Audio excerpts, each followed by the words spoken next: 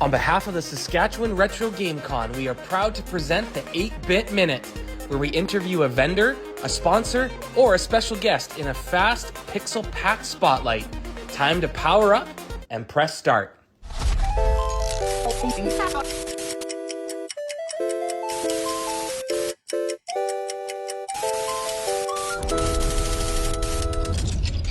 Hi everybody, this is Jared from the Saskatchewan Retro Game Con, and welcome back to the 8-Bit Minute. Today I am so excited to be talking with Saskatchewan's own author and world builder, Tonia Laird. Tonia, thank you so much for joining us today. Thanks for having me. Can you tell me a little bit about yourself and your background? Yeah, for sure. I started in video games in about 2008. I had an internship at BioWare and worked on Dragon Age 2, so I got to do a couple of bronze and silver level plots for them. And then I moved into a full-time writer position with them and worked on part of Dragon Age Inquisition. And then from there, I moved into more, I did some mobile games, so Silicon Sisters, Everlove Rose, and my own interactive novel, which was Poster Girl. So, and then after that, I moved into more novels and things like that. So. That's so cool, and to have someone like you that's born and raised in Saskatchewan, and to provide those storytelling that reached a global audience is just such a cool thing to have. So just thank you for your impact, I guess, on the gaming world and the book writing world too. Thank you. And can you tell me about the inspiration that got you into this world in the first place? I think I've always loved storytelling. I grew up in Davidson, Saskatchewan, so very small town. And there was the local library, the school library, and then there was gas station comic books. And there's basically the $1 gas station comic books whenever we went to town. I'd beg my parents for $1 and went and grab at least one. And can you tell me, kind of throughout this variety of stories that you've told, is there a certain one that really stands out or something that you're most proud of throughout that process? Working on Dragon Age 2, the timeline was insanely short for us to be able to get that out. And the quality that we got it out at, I'm still super impressed by it. I know there's critiques on it and everything, and that's fair, but the amount of work that people put into it, I think we should all really be super proud. Oh, I can't imagine. I mean, you're dealing with kind of the upper level timelines, like you said. You're also dealing with reviewers and the general public wanting these games out yesterday. And then you have this whole team that's having to come together. So I'm sure that's a huge undertaking. Mm-hmm. Can you tell me a little bit about, I guess, that process of working with that larger team? How does your role as a storyteller go into building a game? Is it kind of at the end, or is it at the very beginning? It's actually right at the start. Okay. So we work with the game director. I would work with the writing director, and then the game director would work with them, and we'd all kind of get together and we'd just start brainstorming. They come with a plan already of like what we want to do. This is going to be a dark RPG. We're going to talk about that.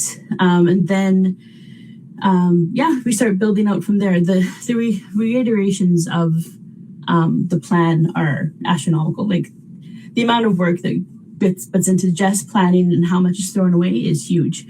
And that is kind of par for course for every game that I've worked on, which makes sense because we not only have to worry about the story, because the story could be completely serviceable at the start, but then we also have to worry about gameplay and, obviously the budget and even audio. Like, you don't really think about how writing would touch audio, but there's parts in there that would be cut or would be added as we go. So, yeah, it's just a lot of planning right at the start. I can't imagine, especially for something that's so world building like an RPG. That must just be monumental versus something that's more like linear or something like that, right? Where there's not a lot of choices. Yeah, definitely. With branching narrative and stuff, there's always, and branching not just dialogue but the actual storytelling and stuff. You could create a whole huge storyline, and like a D&D DM would know you make this huge storyline and somebody doesn't choose it, you have to scrap the whole thing, right? And hopefully you can use it somewhere. That's incredible. And actually, I wanted to pick your brain on that. When I was thinking about this, I was thinking, I'm not a writer myself. I wish I was. But when you're thinking of a novel or something, you're telling that story from start to finish, and someone's kind of, you're guiding someone through that story. But with a video game, you're allowing choices to happen. And I just kind of wanted to get your input, I guess, on the difference of those different ways to write the story, because I feel like in a video game you're creating the world where the player gets to figure out the story. Is that correct, or how would you see that? Yeah, I agree. It's a lot of branching narrative is going to be flavor, right? It's the way that your character interacts with very set parameters. Yeah. But again, there's like these huge branching choices that they might, save the princess or not save the princess, sacrifice the princess, whatever they decide. Yeah. And that will, you might still have the same storyline throughout, but the way that your character interacts and the way the world interacts with your characters, that's the biggest changes that you'll see. So it's really, when you choose to be the villain or the hero or, the neutral, it's legit. That's is how personally I look at it first when I'm writing branching. Okay. And then, and this could be any other writers might have a completely different viewpoint on it. But yeah, that's, I like to look at the experience that the player would have that way. And honestly, I was not a lead writer, so I never had to worry about the big choices anyhow. Yeah. They're already there. But you're creating that world that these players are walking into, and to have, maybe they pick the evil answer on this one quest, but then they go to the hero side on the other. I mean, you have to make all of that make sense. That's true, yeah. I don't know. It's mind blowing to me. For someone who just, they just pick one, they don't even think of all the options they didn't get to see when they play through a game. So that's really cool. Congratulations first on being a Sask Books Awards finalist. I saw that on your website, which is very exciting. Can you tell me about Seventh Blade, this most recent novel that you've released? So the story itself is about basically a half-god that had an adopted son who was murdered, and now she's on a path of revenge. So she kind of tears the city apart to do it. And it was actually... the reason why I started writing it to begin with was I had a friend pass away from brain cancer in 2003 or 2004, sorry. So it was just a RPG kind of style game writing to begin with, and then it morphed into this.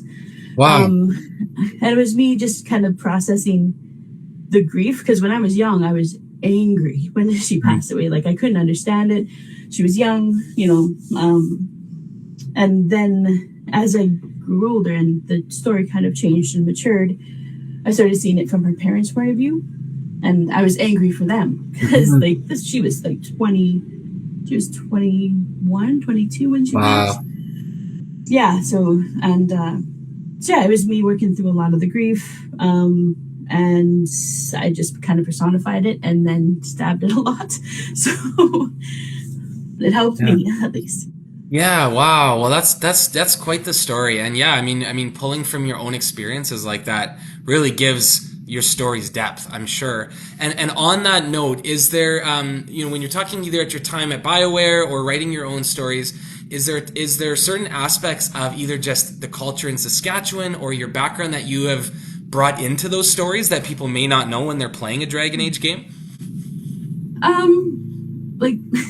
Definitely, I think all of my experiences will go into my writing for sure. I know that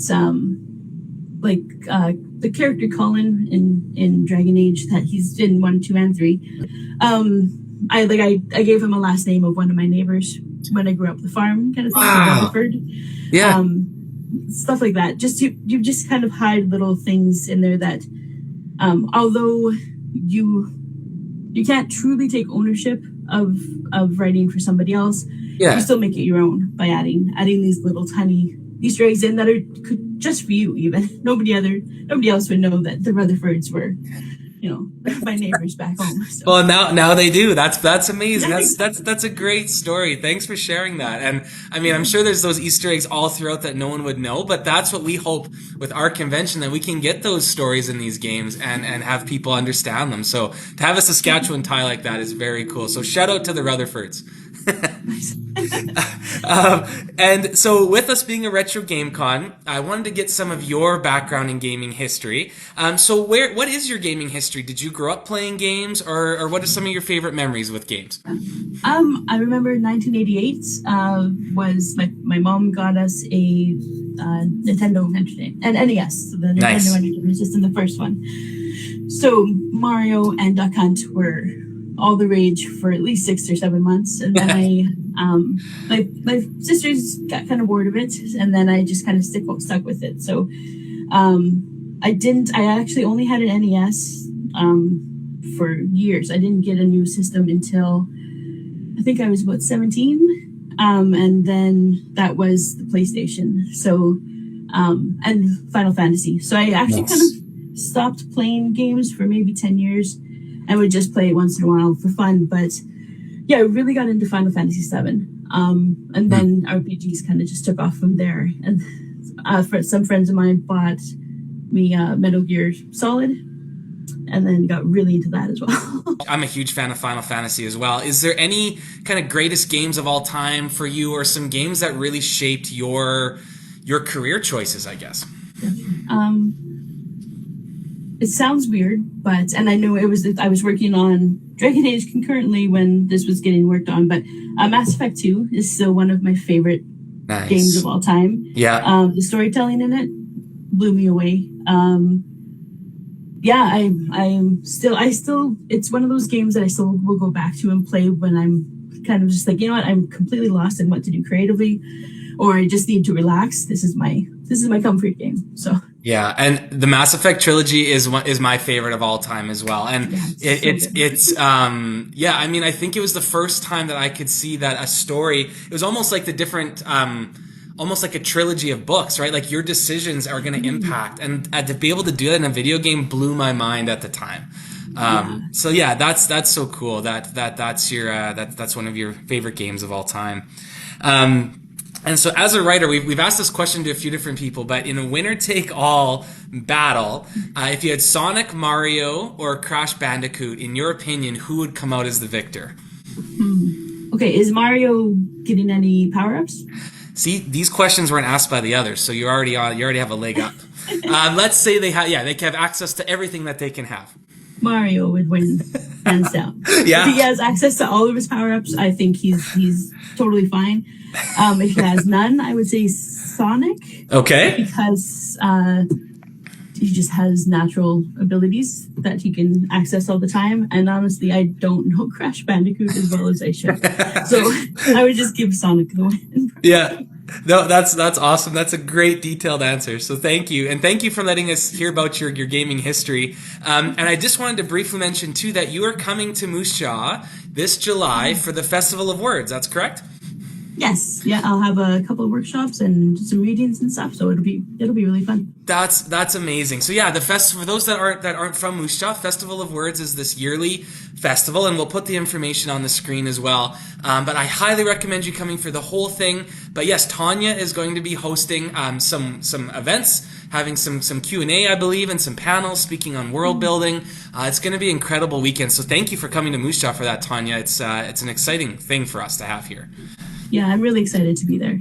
If you have any advice for someone listening, whether they're young or old, that's interested in maybe writing their first story or just writing a script for something, what would be some advice that you would have for them?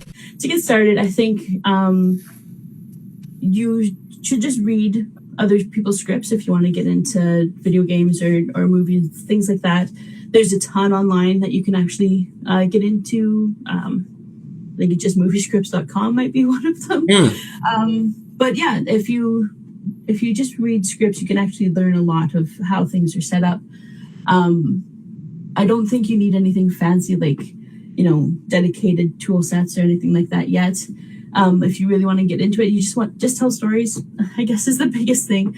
And it does take a while to be comfortable sharing those stories for some people too, because it's such a part of you. Like everything that I write is going to be a part of me. So it was very hard when I was young to share them. Right. But if you can start sharing them with people that you trust, then you can start getting used to sharing them with people that you don't know. And then you can start really building on your audience and things like that. So hopefully that helps. Yeah, that's great. And if people are wanting to find your work or connect with you, what's the best place for them to find you? You can go through my website, which is just tonialaird.com. That's probably the best one. Okay. Well, Tonia, again, it's an honor to have you on the 8-Bit Minute. Thank you so much for your time, and we can't wait to see you in Moose Jaw at the Festival of Words in a few months. Thank you again for joining us. Thank you so much for having me. It was fun.